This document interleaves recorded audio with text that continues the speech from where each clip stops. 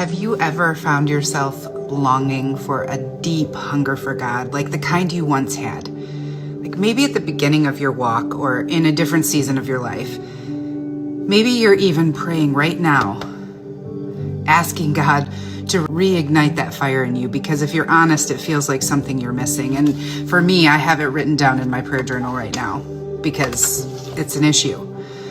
So you want to feel close to him again, but it just doesn't feel the same. So when Jesus went into the wilderness, he came out in power. But before that power ever came to him, there had to be an initial emptying. He had to strip away every distraction, every earthly comfort to fully depend on the Father. And maybe that's what's happening with you right now. Maybe you've been surrendering every day, yet you still feel distant.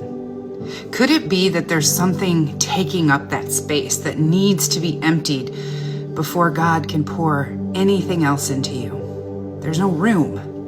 We cannot be filled with the things of God if we are already full of the wrong things. If our hearts and our minds are cluttered with distractions, misplaced affections, social media, I'm talking to myself here, or even if good things that have taken up priority over God, there's no room left for him to pour in something better. And this is exactly what happened in Genesis. Satan didn't just tempt Eve with sin, he shifted her attention and her affections. He got her to focus on something other than God. And once she did, everything changed. Adam and Eve turned on each other instead of turning back to God, and that pattern continues today. The enemy's tactic has always been to distract, distort, and redirect our focus away from the one who truly satisfies. So here's the question. What do you need to move out of the way? What is holding your attentions or your affections more than God? In Philippians 3:7, it reminds us to constantly evaluate what is taking up space in our hearts. It says, but whatever were gains to me, I now consider loss for the sake of Christ. And if we truly want to be filled with the things of God, we have to ask him, Lord, what do I need to abandon today? And here's the key. When you respond in obedience, he will fill you like never before. I promise you, surrender isn't just about giving things up. It's about making room for something greater. Now, let's not settle for a life where we just go through the motions. Let's empty what needs to go so we can be filled with his power, his presence, and a hunger that never fades. So if you're in this space right now and you need to not only surrender, you need to remove things, now's the time.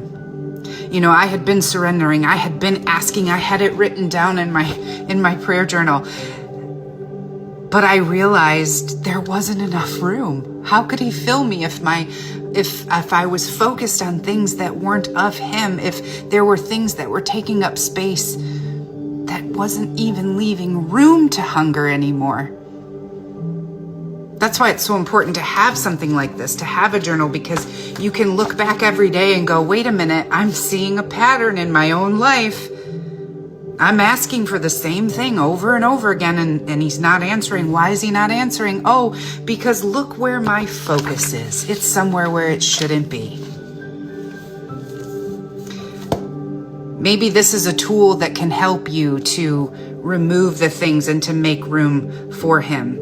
And I've linked it here if you're interested. I wrote this. This is the second one, the second volume, and it's helping me so much. Maybe you don't need this tool. Maybe this message was enough for you to go, oh my word, I know exactly where my distractions lie. I know exactly what I need to empty out of my life right now in order to make room for God.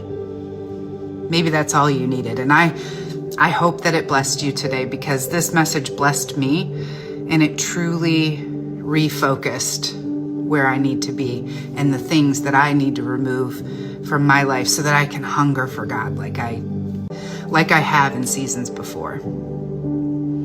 God bless you. Happy emptying.